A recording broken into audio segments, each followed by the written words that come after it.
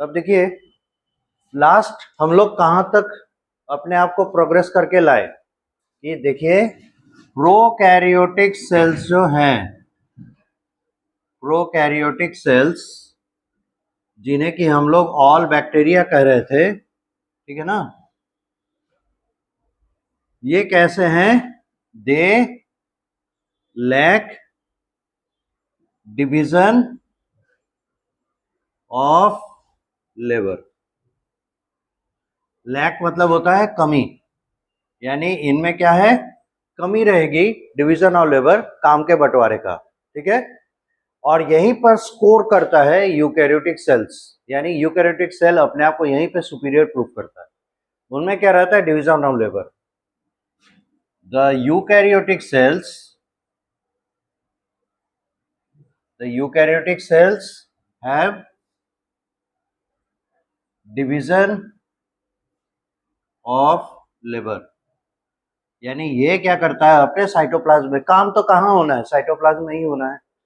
क्यों पता है ना? क्योंकि इसमें 70 से 80% क्या है? Water, and water is the medium of any kind of reaction. Water माध्यम है, जल माध्यम है जिसमें किसी भी तरह का रासायनिक अभिक्रिया होता है। केमिकल रिएक्शंस के लिए कोई मीडियम चाहिए ना। अच्छा देखिए मैटर का कितना स्टेट है जो हम लोग नॉर्मली जानते हैं? ऐसे तो 4 है ना। प्लाज्मा स्टेट आसानी से मिलेगा नहीं, उसके लिए तो सन पे ही जाना पड़ेगा। तो ऐसे में आपको कितने स्टेट्स मिल सकते हैं? एक और है, वो है एक्सट्रीमली लो टेम्परेचर पे कंडेंसेट, बोस-आइंस्टाइन कंडेंसेट कहते हैं, इसलिए 5 स्टेट्स है मैटर के। पर नॉर्मल कंडीशन में अर्थ पे नॉर्मल रूम टेम्परेचर या रूम टेम्परेचर एंड प्रेशर पे आपको कितने स्टेट्स मिलेंगे? तो 3 स्टेट्स मिलेंगे, सॉलिड, लिक्विड एंड गैस। अब बताइए सॉलिड पे आप केमिकल रिएक्शन होते हुए देख सकते हैं क्या? नहीं, एक्सट्रीमली एक्सट्रीमली स्लो होगा। रीजन क्या है? सॉलिड के पार्टिकल्स आपस में इतने टाइटली बाउंड होते हैं, वो अलाउ ही नहीं करते हैं मटेरियल्स को, मीडियम पार्टिकल्स को एक जगह से दूसरे जगह जाने के लिए। रिएक्शन कहाँ से होगा? हम लोग क्लास 6, नहीं क्लास 6 तो बहुत ऊपर हो गया, क्लास 4 में प्रोसेस पढ़ते थे डिफ्यूजन। उसी समय से डिफ्यूजन हम लोग को पढ़ाया जाता था, और हमको लगता है 4th से ही फिजिक्स का हम लोग का, नहीं क्लास 5 से शायद फिजिक्स का अलग किताब हुआ था और केमिस्ट्री का अलग किताब हुआ था। नहीं, बायोलॉजी और केमिस्ट्री का शायद एक साथ था, 2 ही किताब पढ़ते थे हम लोग साइंस में। तो उसमें एक चीज दिया हुआ था कि जैसे ये जो हम लोग डिफ्यूजन देख रहे हैं, इसमें क्या हो रहा है? मटेरियल एक जगह से दूसरे जगह जा रहा है कोई मीडियम में, ठीक है। तो सॉलिड में डिफ्यूजन होता है कि नहीं, इसका कैसे प्रमाण मिलेगा, इसका प्रूफ कैसे मिलेगा? तो उसमें लिखा हुआ था कि एक गोल्ड का कोई भी ऑर्नामेंट हो वो ले लीजिए, ठीक है, और एक ग्लास, शीशा होता है ना, शीशे का एक ग्लास या शीशे का कोई चीज लेके दोनों को सटा के रख दीजिए किसी जगह पे, और 1 साल के लिए भूल जाइए, मतलब उसको डिस्टर्ब नहीं करना है। तो 1 साल के बाद जब आप उस डब्बे को खोलेंगे या कबर्ड को खोलेंगे और उसके बाद देखेंगे भाई ग्लास का क्या हाल हुआ, शीशा का क्या हुआ, है ना, गोल्ड के ऑर्नामेंट का क्या हाल हुआ, तो आप सरप्राइज हो जाएंगे ये देख के कि गोल्ड का कुछ हिस्सा शीशा में और शीशा का कुछ हिस्सा गोल्ड में घुस गया है। अब ये कैसे हुआ? This is due to diffusion, but this diffusion was extremely slow, that it took almost 1 year or more to move from one end to another, एक से दूसरे। वो भी पूरा नहीं होगा, थोड़ा सा एकदम स्लाइट आपको मिलेगा। यहाँ शीशा में थोड़ा सा गोल्ड पार्टिकल आ गया, गोल्ड में थोड़ा सा शीशा का पार्टिकल आ गया। इसका मतलब है किसी भी केमिकल रिएक्शन के होने के लिए solid is not the appropriate state, है कि नहीं? तो अप्रोप्रिएट स्टेट क्या है? जिसमें फ्लोकर्स हैं एक जगह से दूसरी जगह जा सके, इसीलिए उसमें दूसरा स्टेट आता है लिक्विड, ठीक है, और तीसरा स्टेट है गैस। तो आप सोचिए तो लिक्विड और गैस में से किस में फास्ट रिएक्शन होगा? गैस में। रीजन क्या है पता है ना? क्योंकि गैस में पार्टिकल सबसे ज्यादा फ्री होते हैं, जिधर मर्जी उधर घूम जाओ। 1 ग्राम हाइड्रोजन गैस अगर लेंगे तो इससे पूरे बिल्डिंग को भर सकते हैं।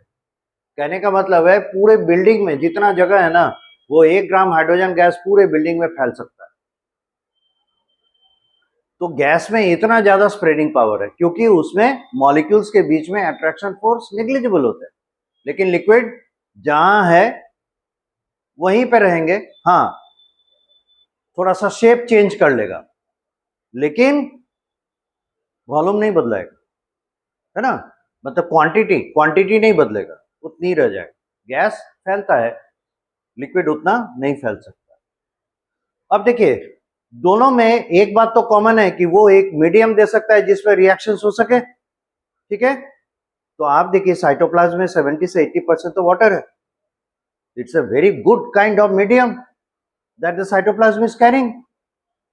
तो केमिकल रिएक्शंस होने के लिए बायोकेमिकल रिएक्शन चाहिए, यानी लिविंग स्टेट में जो केमिकल रिएक्शंस का जरूरत है उनके लिए मीडियम वाटर से अच्छा क्या हो सकता है, और वो सेल के साइटोप्लाज्म में। और आप ये भी जानते हैं कि जिंदा रहने के लिए, for being alive, chemical reactions, biochemical reactions चाहिए, जिनमें से कुछ फॉर्मेशन होंगे, कुछ ब्रेकडाउन होंगे, ब्रेकडाउन टाइप के, कुछ फॉर्मेशन टाइप। इसीलिए साइटोप्लाज्म क्या हो गया, living part of the cell. और इसीलिए समझा रहे थे, इतना सारा बात बोलने के पीछे ये रीजन था कि आप समझ जाइए कि लाइफ के सारे प्रोसेसेस कहाँ होने हैं, साइटोप्लाज्म में, ठीक। प्रोकैरियोटिक सेल में सारा प्रोसेस कहाँ हो रहा है, साइटोप्लाज्म में। यूकैरियोटिक सेल में भी सारा प्रोसेस कहाँ होना चाहिए, इसीलिए साइटोप्लाज्म में। लेकिन यूकैरियोटिक सेल यहाँ पे स्कोर कैसे करता है, अपने आप को सुपीरियर कैसे प्रूव करता है, वो कंपार्टमेंट बना देता है। अब कंपार्टमेंट बनाने से क्या हो गया, ये फायदा हो गया कि एक प्रोसेस दूसरे प्रोसेस के साथ ओवरलैप नहीं कर रहा है ना, सब अलग अलग कंपार्टमेंट में अलग अलग काम हो रहा है, स्पेशलाइज्ड हो गया, ठीक है, इस तरीके से। अब जैसे देखिए, इसका एग्जांपल हम लोग ऐसे देखते हैं कि एक गांव का छोटा सा किसान है, ठीक है, और वो खुद ही बीज खरीदता है, खुद ही जमीन का प्लाविंग करता है, वो क्या कहते हैं उसको, बताओ, हल चलाता है जो, वो, हाँ, वो खुद करता है। उसके बाद बीज भी खुद छिड़क रहा है, उसके बाद फसल पर पानी भी खुद ही पटा रहा है, यानी सिंचाई, इरिगेशन। उसके बाद जब फसल बढ़ गया, फसल की सुरक्षा के लिए फिर उस पर छिड़काव करता है, स्प्रेइंग ऑफ पेस्टिसाइड्स। फिर उसके बाद जब फसल पक जाता है, हार्वेस्टिंग वही करता है, कटाई। उसके बाद उसका सफाई भी वही करता है, स्टोरेज भी खुद करता है, खुद ही बेचने जाता है, खुद ही पैसा कमाता है और गिनता है कितना फायदा हुआ, 8-10 काम हुआ। और यही अदानी अंबानी जैसे लोग काम करें, एक आदमी रहेगा बीज खरीद के लाएगा, एक आदमी आएगा जमीन बनाएगा, एक आदमी आएगा उनको छीटेगा, यानी 10 काम के लिए 10 आदमी। और जितना बड़ा उनका बिजनेस, उतने सारे लोग को वो एम्प्लॉयमेंट दे रहे हैं। तो वो क्या कर रहे हैं, स्पेशलिस्ट एम्प्लॉय कर रहे हैं कि ये यही काम करेगा, दूसरा काम करेगा तो दूसरा डिपार्टमेंट बोलेगा तो मेरे डिपार्टमेंट में घुसो नहीं। यहाँ पे क्या होगा, एक ही आदमी को सारा काम करना पड़ रहा है, आउटपुट किसका ज्यादा होगा, बड़े किसान का, जो हर काम के लिए अलग आदमी रखा है, फास्ट होगा ना। तो इसीलिए क्या है, स्पेशलाइज्ड कौन हो गया, यूकैरियोटिक सेल। अब बात समझ में आ गई कि क्यों हम लोग यूकैरियोटिक सेल को ज्यादा सुपीरियर मानते हैं, because of this division of labour. अब देखिए, ये डिवीजन ऑफ लेबर उसमें ला कर देता कौन है, कोई तो होगा जो उसका बाउंड्री बनाएगा। अब सेल के अंदर में दीवार खड़ा करने के लिए कौन आ जाएगा, तो वो दीवार ऐसा होना चाहिए जो फ्लेक्सिबल हो, और मेम्ब्रेन से बेहतर फ्लेक्सिबिलिटी किसी चीज में नहीं होता। यानी सेल के अंदर जो कंपार्टमेंट बनेगा, जो खाने बनेंगे, उसका दीवार कौन खड़ा करेगा, मेम्ब्रेन। और इसी से इसके अंदर एंडो मेम्ब्रेन सिस्टम आता है। समझ में आया, एनसीईआरटी बुक पढ़िएगा, उसमें दिया है endo membrane system. This is the logic behind it. क्यों एंडो मेम्ब्रेन सिस्टम आया, ताकि उसके अंदर कंपार्टमेंट बना सके, ताकि उसके अंदर स्पेशलाइज्ड काम हो सके। Got the point. चलिए, तो हम लोग पहला चीज इसके बारे में देते हैं क्या, eukaryotic cells of have division of labour. अब एक चीज और, नंबर 2, एग्जाम्पल में कई चीजें हैं, हम लोग पहले समझ लेंगे, उसके बाद आगे बढ़ेंगे। एग्जाम्पल में है प्लांट सेल, और दूसरा देते हैं एनिमल सेल। ठीक है, मोरलेस सभी प्लांट सेल और एनिमल सेल के बारे में जानते हैं। और इस चंद की बुक जो पढ़े होंगे या थोड़ा सा साइड बुक का हेल्प जो लेते हैं, वो जनरलाइज सेल भी जानते हैं। Generalise cell, generalised eukaryotic cell, उसका मतलब होता है कि एक यूकैरियोटिक सेल में कितने प्रकार की संरचनाएं हो सकती है। How many types of structures are possible in a eukaryotic cell. तो जितने पॉसिबल होते हैं सब उसमें दिखा देते हैं। उसे माइटोकॉन्ड्रिया दिखा देते हैं, उसी में क्लोरोप्लास्ट दिखा देते हैं, उसी में हम लोग क्या कहते हैं सेंट्रोसोम दिखा देते हैं, उसे वैक्यूल दिखा देते हैं। यानी एनिमल सेल और प्लांट सेल के बीच में डिस्टिंक्शन नहीं रखते, भेद नहीं रखते, सब एक ही में दिखा देते हैं और बताते कि देखिए ये सब स्ट्रक्चर जो है ना एक यूकैरियोटिक सेल में मिलेगा। तो इस तरह से जब हम दिखाने की कोशिश करते हैं ना, उसे कहते हैं जनरलाइज सेल। समझ गए? वो जनरलाइज सेल है। मतलब क्या, वो इकट्ठे बता दे रहा है कि देखिए भाई कोई भी यूकैरियोटिक सेल ऐसा ही होगा। अब इसमें से प्लांट में कुछ जाएंगे, कुछ नहीं जाएंगे, एनिमल में कुछ जाएंगे, कुछ नहीं जाएंगे, पर होंगे यही सब यूकैरियोटिक सेल। समझ में? तो हम लोग कहाँ आना चाह रहे थे, हम लोग ये देखना चाह रहे थे कि सबको थोड़ा बहुत प्लांट सेल एनिमल सेल के बारे में मालूम है। अब देखिए इन सेल्स को जो आप देखते ही पहचान जाने चाहिए।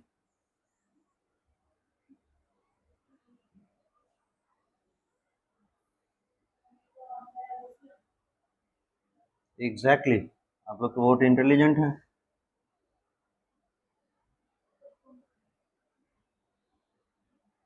इसको पहचानिए तो।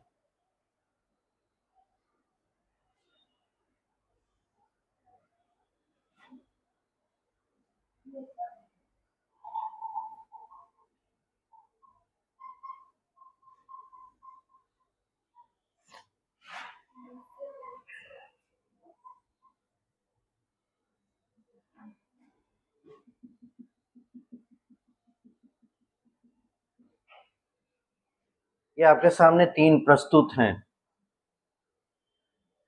इनको तो आप पहचान गए। ये है हम लोगों का AMOEBA यानी एमीबा। नाम बड़ा टेढ़ा है, PARAMOECIUM, पैरामीशियम। उसको कोई पहचान नहीं रहा है। ये है ए फंगल फिलामेंट, हिंदी में जिसे कहते हैं कवक तंतु। इंग्लिश जानने का ये मतलब नहीं है कि आप हिंदी भूल जाए, भाषा पे पकड़ होना चाहिए, तभी आप दूसरे को जो चीज आप समझाना चाह रहे हैं अच्छे से समझा पाएंगे। Answer writing is what you have understood you are expressing by writing it. ठीक है, तो लैंग्वेज पे हमेशा ध्यान देना है। ये बहुत सारे लोगों में गलतफहमी है कि साइंस में लैंग्वेज का क्या काम। भाई साइंस में लैंग्वेज का काम है, क्योंकि साइंस तभी एग्री करता है, साइंस तभी प्रोग्रेस करता है जब आप दूसरे तक पहुंचा सके। नहीं तो आपका ज्ञान आप ही तक रह जाएगा, फिर फायदा क्या हुआ। एनीवे, सो यहाँ देखिए ये अमीबा, ये पैरामेशियम और ये एक फंजाई। और ये जो डॉटेड स्ट्रक्चर्स देख रहे हैं ना, ये सब है, सभी सभी हैं इसके ये न्यूक्लियाई। ये मल्टी न्यूक्लिएटेड होता है। पॉइंट क्या है? पॉइंट ये है कि भाई सब में न्यूक्लियस दिखाई दे रहे हैं और एक नहीं कई कई धारण करके बैठा है। अब हमारा जो सवाल है आपके दिमाग में तुरंत आना चाहिए था कि सर यूकैरियोटिक सेल के एग्जांपल में आपने प्लांट सेल एनिमल सेल रखा और यूकैरियोटिक सेल का बेसिस क्या था डिवीजन का, याद कीजिए, on the basis of nucleus. Now why don't you put this also in the example of eukaryotic cell? आप इन्हें क्यों नहीं उसके एग्जांपल में डालते, केवल वही दिखाते और सिर्फ आपने किताब भी वही लिखता है।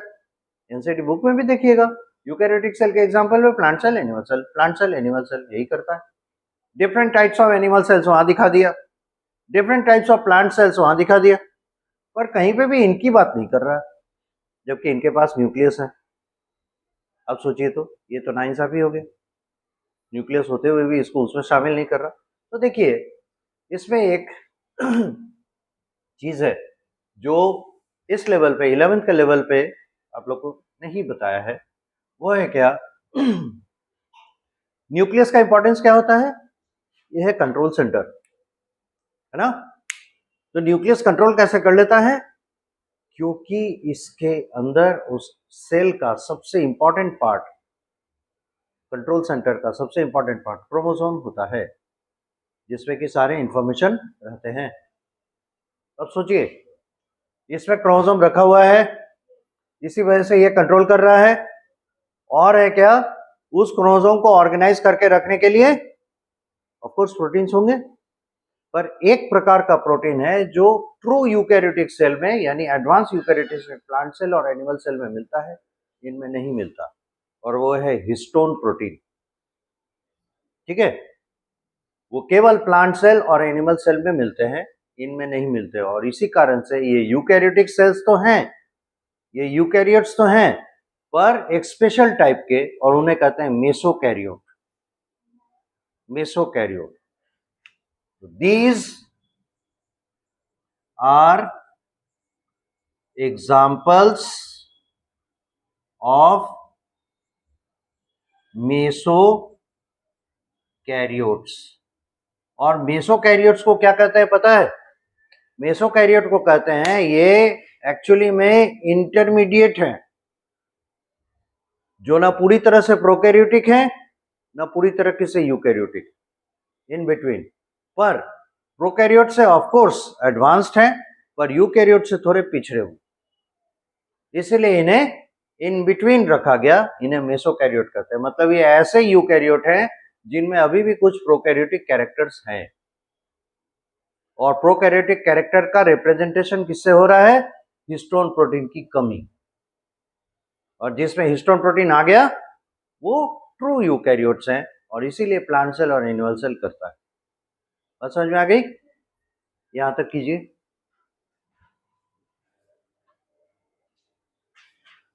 लिखिए, plant cells and animal cells, plant cells and animal cells are true eukaryotes. Plant cells and animal cells are true eukaryotes because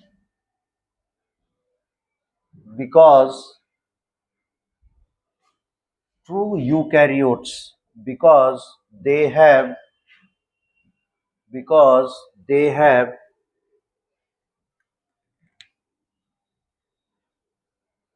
membrane bound structures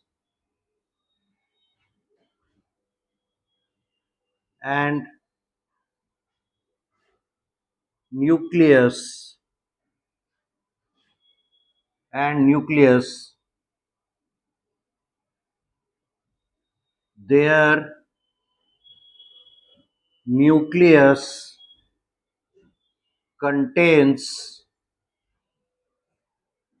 their nucleus contains chromosomes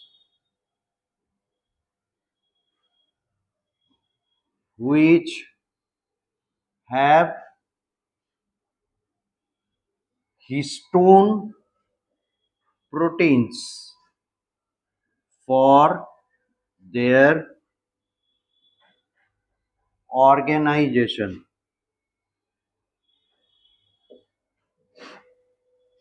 ठीक है, इसका मतलब इसमें ऐसा कोई वर्ड लग रहा है जिसमें आपको दिक्कत हो सकती है? नहीं। ऑर्गेनाइजेशन मतलब उनका संगठन। क्रोमोसोम कैसे संगठित रहेगा, उसके लिए इसके पास एक प्रकार का प्रोटीन होता है, और इस प्रोटीन का नाम है हिस्टोन प्रोटीन, यही लिखा गया है। ठीक है, तो इनके दो कैरेक्टर्स हैं। पहला है मेम्ब्रेन बाउंड मतलब घिरा हुआ, बाउंड मतलब घिरा हुआ।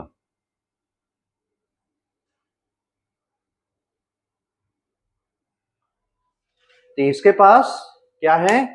दो चीजें हैं, एक मेम्ब्रेन से घिरी हुई संरचना और न्यूक्लियस, और दूसरी चीज है कि इनके न्यूक्लियस में जो क्रोमोसोम्स हैं उन्हें संगठित रखने के लिए, ऑर्गेनाइज करने के लिए हिस्टोन प्रोटीन्स होते हैं।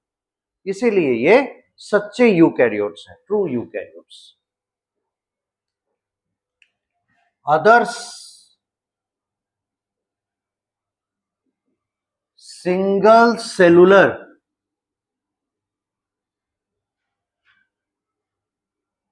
और फिलामेंटस। फिलामेंटस मतलब हो गया तंतु जैसे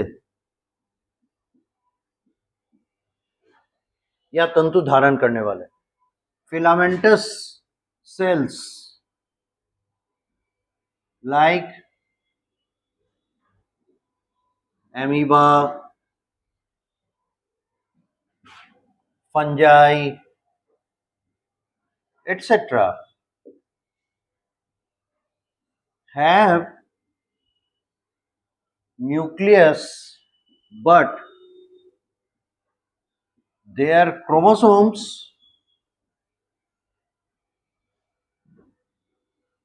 lack, मतलब कमी होगी, lack हिस्टोन प्रोटीन्स, पर इनके क्रोमोसोम पे हिस्टोन प्रोटीन नहीं होगा और इसी वजह से ये क्या हो जाते हैं, ट्रू यूकैरियोट की श्रेणी में नहीं आते। हेंस लिखते चलिएगा, they are not true eukaryotes but called मेसोकैरियोट्स।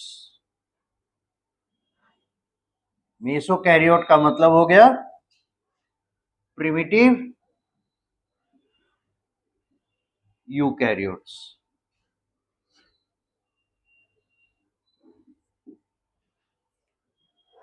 यानी ये यूकैरियोट बनने के प्रोसेस में थे, उस समय के सेल्स हैं। और खास बात देखिए, ये कोई भी मल्टीसेलुलर नहीं है, ट्रू टिश्यू नहीं बना पाते। ये सभी खासियत क्या है, सिंगल सेलुलर ऑर्गेनिजम्स हैं। फंजाई एक्सेप्शन है, फंजाई है तो मल्टीसेलुलर लेकिन दिखता है सिंगल सेलुलर जैसा। ओके, हो गया यहां तक। लैक एलएससी के हिस्टोन प्रोटीन्स।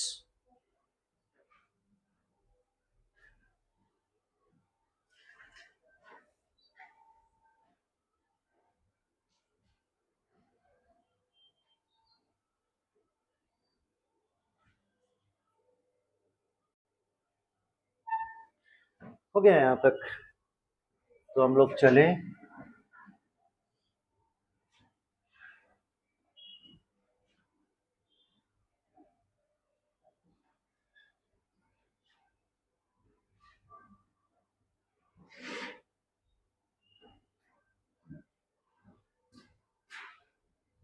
देखिए, अब हम लोग एक एनिमल सेल ड्रॉ करें।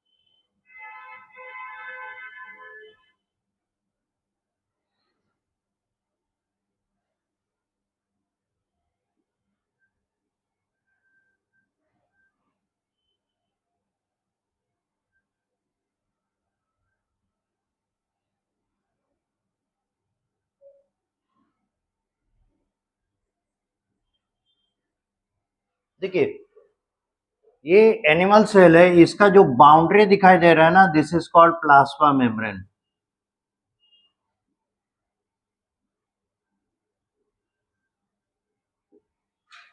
और इस प्लाज्मा मेम्ब्रेन के अंदर क्या होगा, तो साइटोप्लाज्म।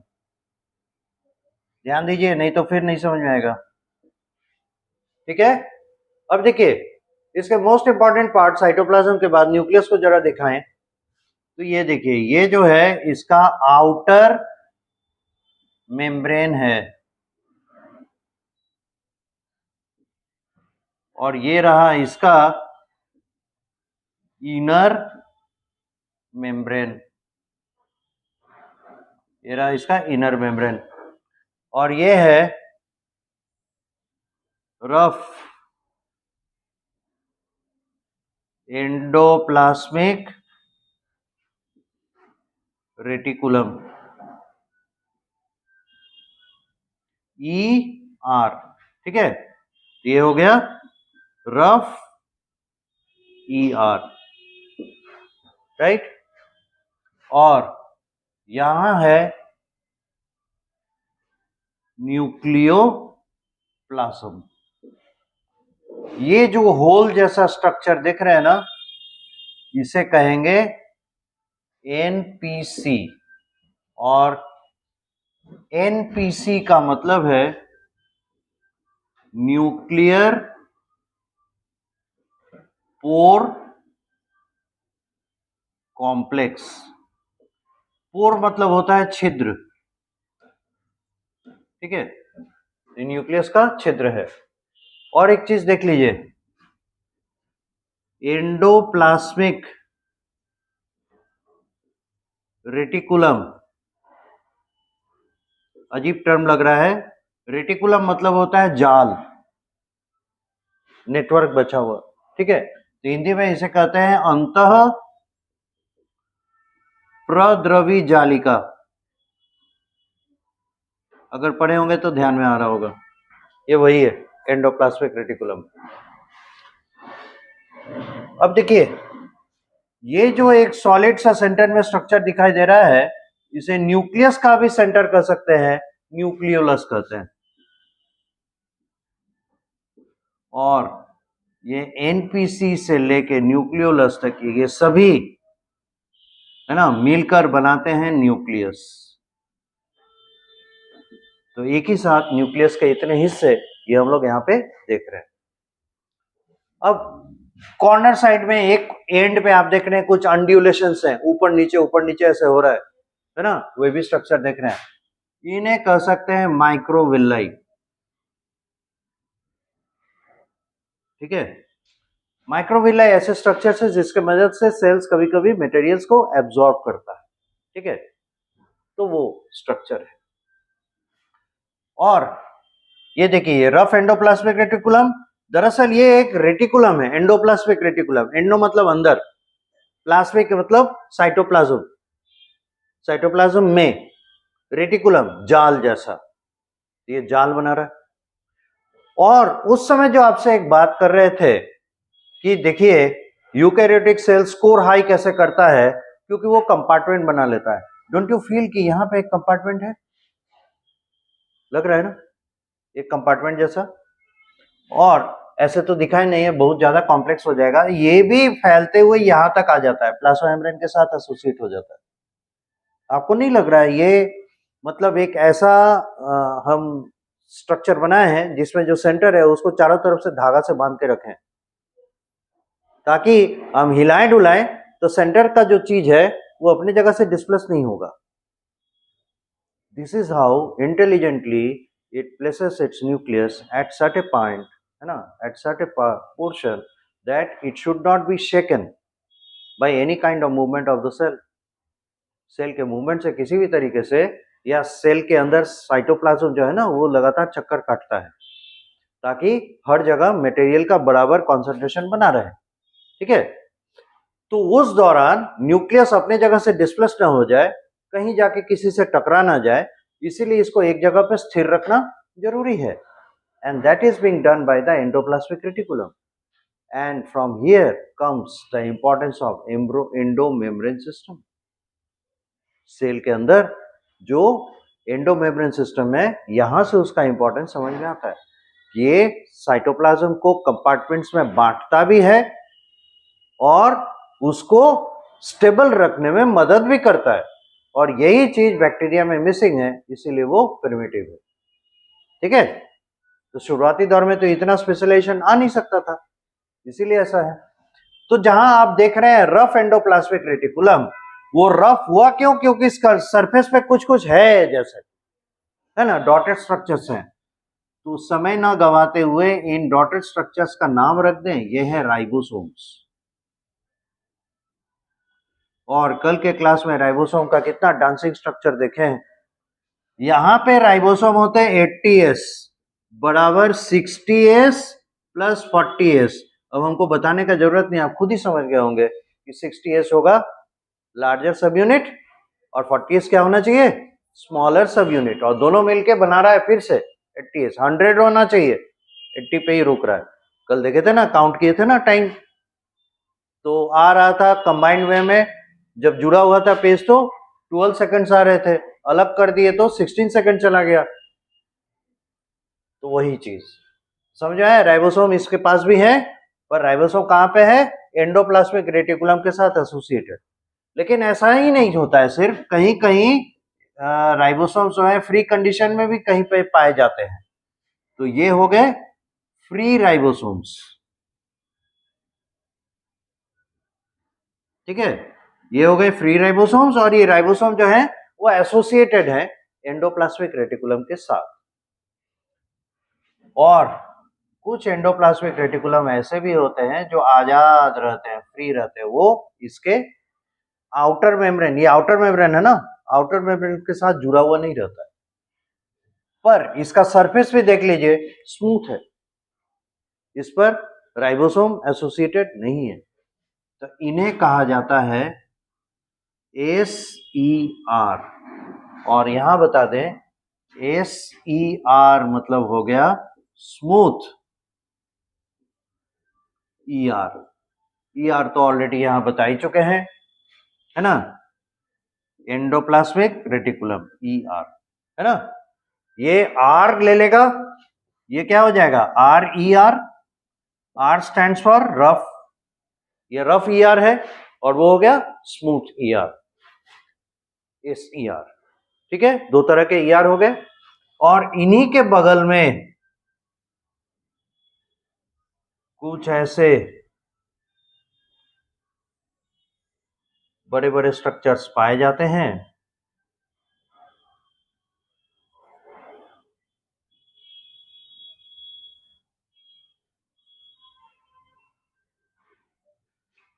और ये कहलाते हैं, अब तो उधर ही नहीं इधर ही लिखना पड़ेगा, गोल्जी बॉडी या गोल्जी कॉम्प्लेक्स, जो आप कहें। इसी को हिंदी में गोल्जी काय कहते हैं। काय मतलब बॉडी, काया। काय आया कहां से? काया से, और काय मतलब होता है बॉडी। तो ये हो गया गोल्जी कॉम्प्लेक्स। अब इसमें आपको कहीं कहीं ऐसे स्ट्रक्चर्स दिखाई पड़ेंगे, एक मेम्ब्रेन से घिरे हुए हैं, ये हो गए लाइसोसोम्स। ठीक है, ये लाइसोसोम्स हो गए।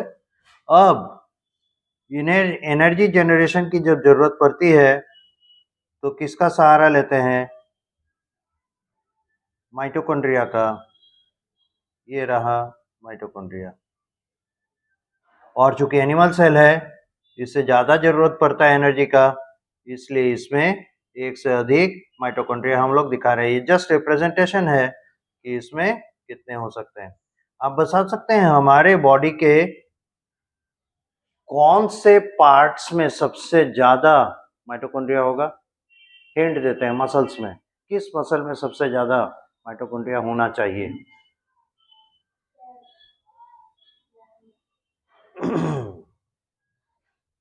जितने देर तक आप चलते हैं उतने देर तक डेली चलिएगा? नहीं चलिएगा। कहने का मतलब है कार्डियक मसल्स पे होना चाहिए हमारे जन्म लेने के पहले से, और हमारे मरने के साथ ये काम करना बंद करता है, तो कार्डियक मसल्स में माइटोकॉन्ड्रिया बहुत होंगे। ठीक है, उसके बाद जॉ मसल्स। सोचिए तो, अगर फेवरेट फूड मिल जाए 1 घंटे तक थोड़ा थोड़ा चबाते रहते हैं, और च्युइंगम मिल गया तो फिर बात ही क्या, पूरी फिल्म देख जाते हैं 3 घंटा का च्युइंगम चबाते हुए। बताइए तो 3 घंटा तक कभी पैदल चले हैं? कितना बार चले हैं? बस ना, च्युइंगम मिले तो हर दिन कर सकते हैं। क्यों? क्योंकि वो थकता नहीं है। कौन? Jaw muscles. तो इसमें बहुत माइटोकॉन्ड्रिया होता है। और जानते हैं किसका जॉ मसल सबसे स्ट्रांग है एनिमल्स में?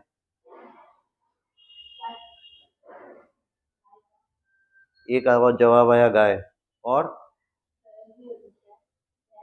भैंस, बकरी, और भी कोई जवाब है? ऊंट का, घड़ियाल का, क्रोकोडाइल। सबसे स्ट्रांग जॉ मसल उसका होता है। और कहते हैं कि अगर नापा जाए कि वो कितना फोर्स एक्सर्ट कर सकता है, तो 3000 पाउंड फोर्स एक्सर्ट कर सकता है। 3000 पाउंड क्या हो गया? करीब करीब 1500 किलो। ठीक है, तो यहाँ आप बोलिएगा तो किलो तो वेट होता है, तो अगर आप उसको, है ना, जी से मल्टीप्लाई कर दें तो आ जाएगा, है ना, मास इनटू एक्सेलरेशन फोर्स।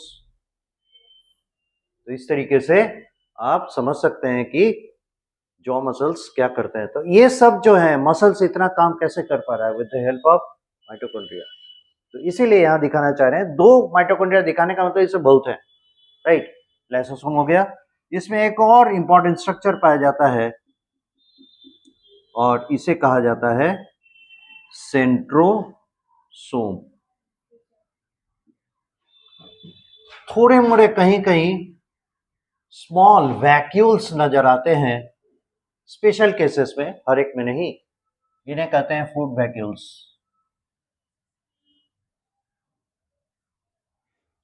ये एक्सट्रीमली स्मॉल होते हैं, कभी कभी बनते हैं, वो भी स्पेशल सेल्स में, सभी सेल्स में नहीं बनेंगे। ठीक है, फिगर हो गया। ए टिपिकल एनिमल सेल, यहां तक बनाइए। वो है पेरोक्सीसोम्स।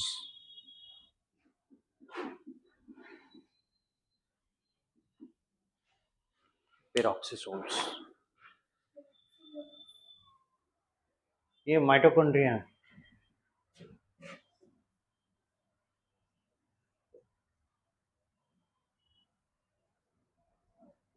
These are mitochondria.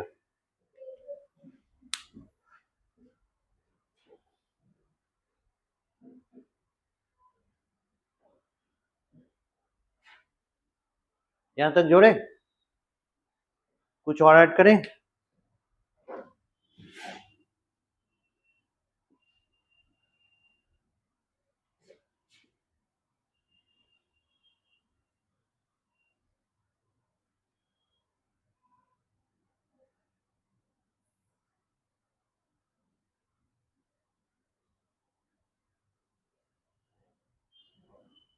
Microtubules and microfilaments.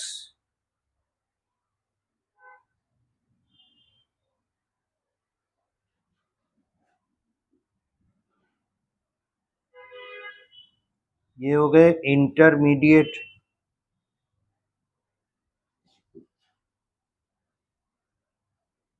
Filaments. ठीक है, इन तीनों को कंबाइंड में कहते हैं साइटोस्केलेटन। हालांकि जैसे दिखाया जा रहा है वैसे होते नहीं हैं, इनका एक्चुअल फ्रेम बहुत अलग होता है, पर एटलीस्ट यहाँ इंट्रोड्यूस कर देते। माइक्रोट्यूब्यूल्स, माइक्रोफिलामेंट्स, इंटरमीडिएट फिलामेंट्स हो गए साइटोस्केलेटन के हिस्से। साइटोस्केलेटन एक टर्म है, साइटो मतलब होता है सेल। ठीक है, फिर से देख लीजिए, नया नया टर्म आ रहा है। साइटो मतलब होता है सेल, और स्केलेटन मतलब हिंदी में कहते हैं कंकाल, सेल का कंकाल, यानी सेल का इनर स्ट्रक्चर। हमारा कंकाल कैसे है, बोन का बना हुआ है ना, उसके ऊपर ऑर्गेन्स लगे हैं, ऊपर से कवर है। उसी तरह से ये स्केलेटन, साइटोस्केलेटन जो है वो इसका एक फ्रेम बना रहा है, सेल का फ्रेम बना रहा है।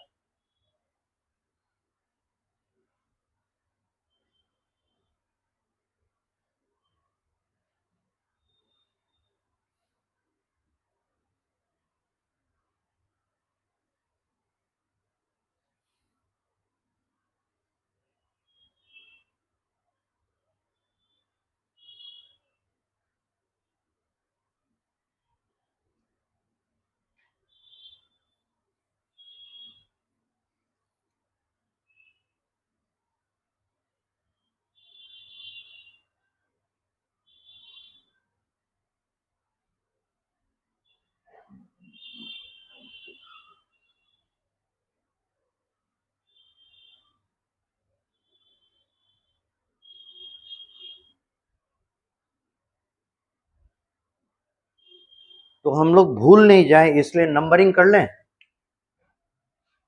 प्लाज्मा मेम्ब्रेन को नंबर 1 दे दीजिए, साइटोप्लाज्म को नंबर 2 दे दीजिए, न्यूक्लियस को नंबर 3 दे दीजिए, राइट। रफ एंडोप्लाज्मिक रेटिकुलम को 4A नंबर दे दीजिए, स्मूथ एंडोप्लाज्मिक रेटिकुलम को 4B नंबर दे दीजिए, गोल्जी बॉडी को 4C नंबर दे दीजिए, और लाइसोसोम को 4D नंबर दे दीजिए। ठीक है, रीजन आपको बताएंगे। तो अभी 4 में चले, अब क्या बचा, माइटोकॉन्ड्रिया, इसे 5 नंबर दे दीजिए, सीरियल नंबर 5।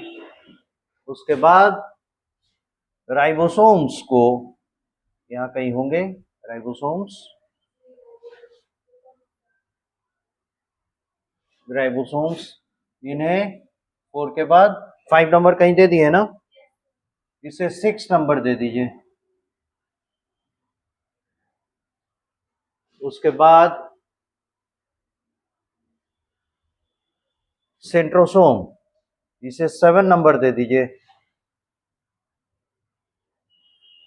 पेरोक्सिसोम, इसे सीरियल नंबर 8 दे दीजिए।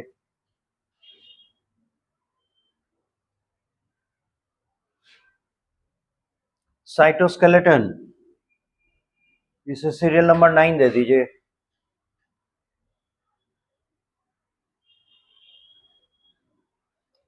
और माइक्रोविल्लाई, इसे सीरियल नंबर 10 दे दीजिए। और यहाँ जो वैक्यूल्स दिख रहे हैं स्मॉल, इसे सीरियल नंबर 11 दे दीजिए। और तो कोई नहीं छूटा,